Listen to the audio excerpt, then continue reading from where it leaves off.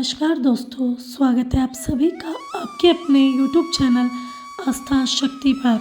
आज हम आप सभी के लिए लाए हैं गुरुवार व्रत कथा। तो चलिए आरंभ करते हैं। प्राचीन काल की बात है, किसी राज्य में एक बहुत बड़ा प्रतापी और दानवीर राजा राज्य करता था। वह प्रत्येक गुरुवार को व्रत रखता और भूखे और गरीबों को दान देकर पुण्य प्राप्त करता। लेकिन यह बात उसकी रानी को अच्छी नहीं लगती थी। वह ना तो दान देती और ना ही व्रत करती और राजा को भी ऐसा करने के लिए मना करती थी। एक बार राजा शिकार खेलने के लिए वन में चले गए। महल में रानी और दासी अकेली थी। उसी समय बृहस्पति देव साधु का रूप धारण करके राजा के दरवाजे पर भिक्षा मांगने आए। साधु ने जब रानी से भिक्षा मांगी तो रानी ने कहा, यीशु महाराज, मैं इस दान पुण्य से तंग आ गई हूँ। आप कोई ऐसा उपाय बताएं जिससे कि सारा धन नष्ट हो जाए और मैं आराम से रह सकूं। साधु के रूप में बृहस्पति देव ने कहा, हे देवी, तुम तो बड़ी ही विचित्र हो। संतान और धन से कभी कोई दुखी हुआ है भला? अगर धन अधिक है तो इसे शुभ कार्यों में लगाओ, कुंवारी कन्याओं का विवाह करवाओ, विद्यालय और बाग बगीचे का निर्माण करवाओ। ऐसा करने से तुम्हारे दोनों लोग सुधर जाएंगे। परंतु साधु की इन बातों से रानी को बिल्कुल भी खुशी नहीं हुई। उसने कहा, मैं ऐसे धन की आवश्यकता नहीं रखती जिसे मैं दान देती फिरूं और जिसे संभालने के लिए मेरा समय नष्ट हो जाए। तभी साधु ने कहा, यदि तुम्हारी ऐसी ही इच्छा है तो जैसा मैं कहूँ वैसा ही करो। तुम वैसा ही करना जैसे गुरुवार के दिन तुम अपने घर को गोबर से लीपना, अपने बालों को पीली मिट्टी से धोना और बाल धोते समय स्नान कर लेना। राजा से कहना कि वह गुरुवार को हजामत बनवा ले। भोजन में मांस मदिरा खाना, कपड़े धोबी के यहाँ धुलने भेजना। इस प्रकार 7 बृहस्पतिवार ऐसा करने से तुम्हारा सारा धन नष्ट हो जाएगा। इतना कहकर साधी रूपी बृहस्पति देव अंतर्धान हो गए। साधु के कहे अनुसार बातों को पूरा करते हुए रानी को केवल 3 बृहस्पतिवार ही बीते थे कि राजा की सारी धन संपत्ति नष्ट हो गई और भोजन के लिए राजा रानी का परिवार तरसने लगा। तब एक दिन राजा ने रानी से कहा, हे रानी, तुम यहीं पर रहो, मैं दूसरे देश को जाता हूँ, क्योंकि यहाँ पर मुझे लोग जानते हैं, इसलिए मैं कोई छोटा मोटा काम भी नहीं कर सकता।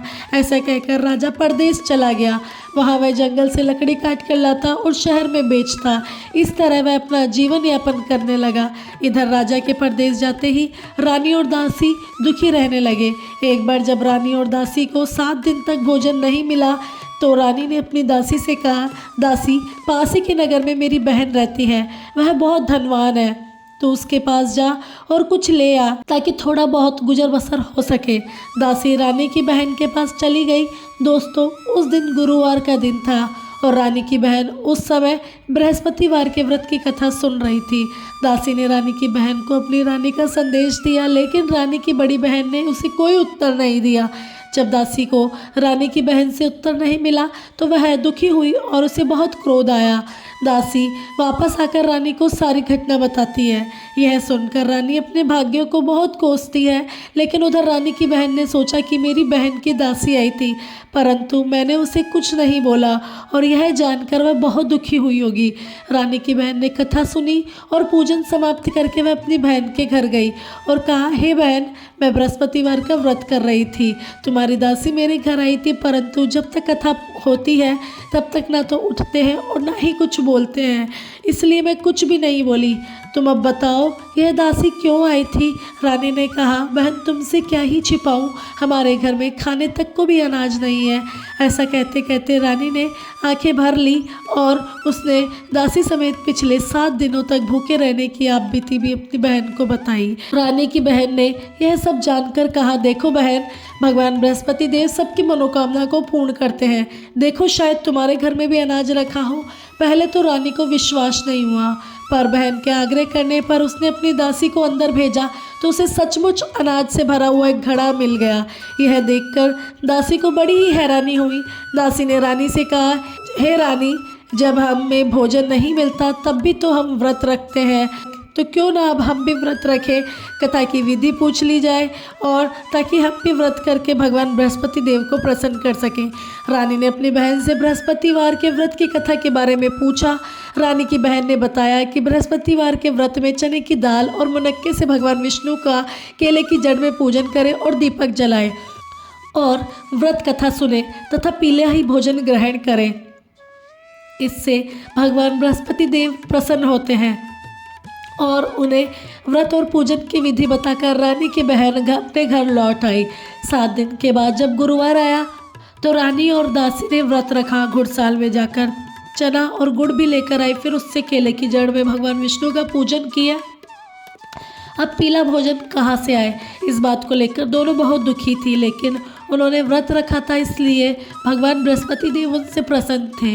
इसलिए वह एक साधारण व्यक्ति का रूप धारण करके 2 थालों में सुंदर पीला भोजन दासी को दे गए। भोजन पाकर दासी बहुत प्रसन्न हुई और फिर रानी के साथ मिलकर उसने पीला भोजन ग्रहण किया।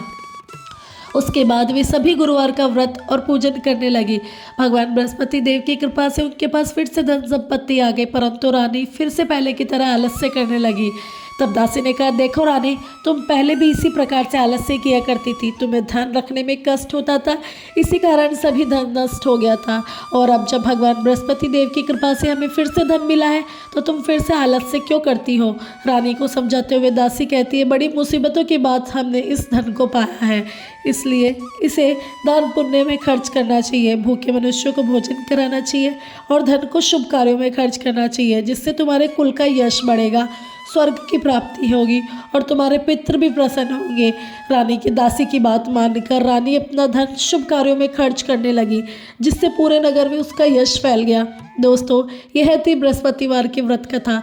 आपको कैसी लगी मुझे ज़रूर बताइएगा और कमेंट में जय बृहस्पति देव ज़रूर लिखिएगा। बृहस्पति देव आपकी सभी मनोकामनाएं पूर्ण करें।